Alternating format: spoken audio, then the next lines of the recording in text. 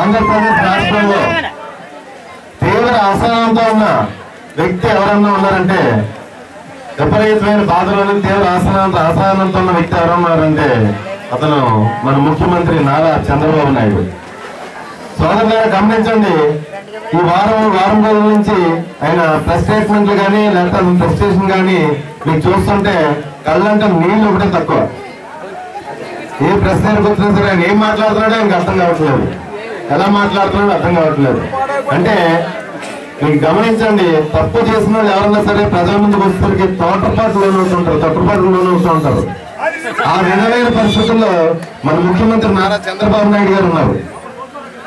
ప్రజల ముందుకు కానీ ప్రెస్ ముందుకు కానీ వస్తే ఆయన అహాభావాలు దాచుకోలేని పరిస్థితి కనపడుతుంది. వైఎస్ఆర్ కాంగ్రెస్ పార్టీ నాయకులు శాంతియుతంగా కొవ్వొత్తులతో ర్యాలీ చేస్తా అంటే మీరు కొవ్వొత్తులు పట్టుకుని వచ్చి వైజాగ్ తగలబెట్టేస్తారని చెప్పేసి అంటున్నారు.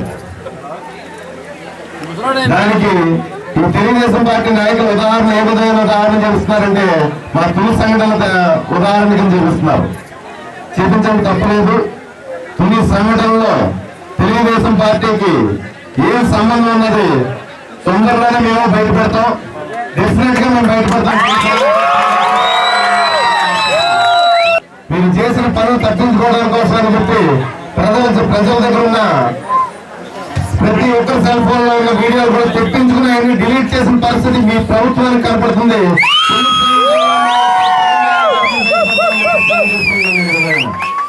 మన రాష్ట్ర పరిస్థితులు చూస్తుంటే ఏదో ముఖ్యమంత్రి చంద్రబాబు నాయుడు గారు ఒక మహారాజులాగా, వాళ్ళ అబ్బాయి ఒక రారాజులాగా తయారై రాష్ట్ర ప్రజల్ని పట్టుకుని.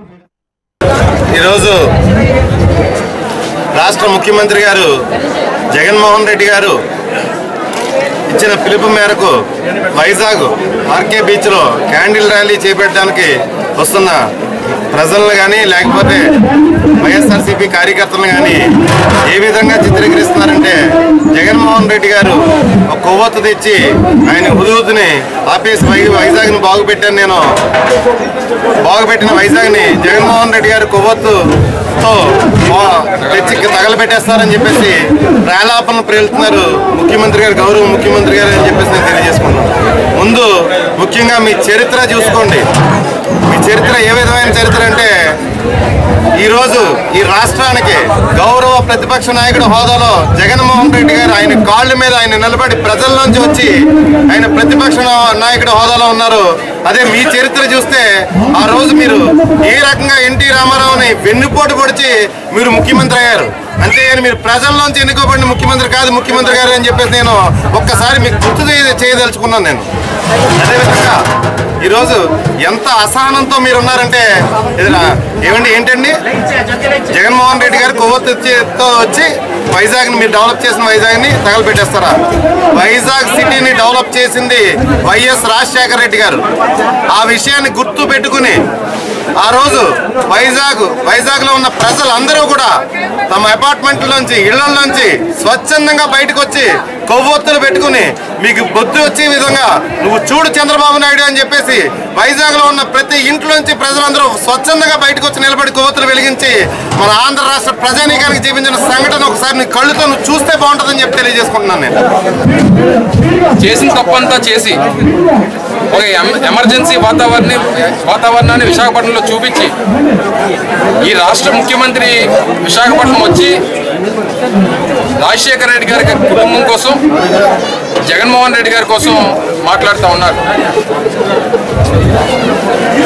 ఒక్క విషయాన్ని ఈరోజు తెలుగుదేశం పార్టీ నాయకుల్ని రాష్ట్ర ముఖ్యమంత్రి గారిని అడుగుతూ ఉన్నాం. రాజశేఖర రెడ్డి గారు జిల్లాలో 1978 నుంచి ఆయన రాజకీయాల్లోకి వచ్చిన తర్వాత మొన్న 2014 వరకు ఎప్పుడైనా ఓటమి అనేటువంటి మాటను ఎప్పుడైనా రాజశేఖర రెడ్డి గారి కుటుంబం చూసిందా అని అడుగుతా ఉన్నాం. ఈ రాష్ట్ర ముఖ్యమంత్రి గారికి సిగ్గు శరం ఉంటే 1978 నుంచి మొన్న 2014 వరకు ఒక్క 94లో తప్పితే ఎప్పుడన్నా నువ్వు సొంత ఊరైనటువంటి చంద్రగిరిలో ఎప్పుడన్నా గెలిచినటువంటి పాపం ఉందా?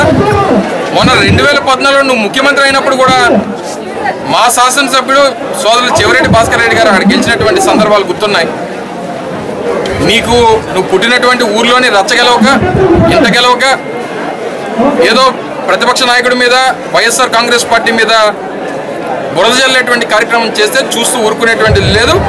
ఇప్పటికే జగన్మోహన్ రెడ్డి గారు మొన్న ఎయిర్పోర్ట్లో ఏవైతే మాటలు చెప్పారో, మరో 2 సంవత్సరాల్లో కాబోతున్నటువంటి ముఖ్యమంత్రిని ముట్టుకుంటున్నాం అనేటువంటి మాట ఏదైతే చెప్పారో దాన్ని వైఎస్ఆర్ కాంగ్రెస్ పార్టీ నాయకత్వం, ప్రజలు, పార్టీ కార్యకర్తలు అందరూ కూడా దాన్ని సమర్థిస్తూ ఉన్నాం. ఈ రాష్ట్ర ముఖ్యమంత్రిని కేవలం 800 రోజులే మిగిలి ఉన్నాయి. రోజులు లెక్క పెట్టుకోమని చెప్పి మీ ద్వారా తెలియజేస్తా ఉన్నా.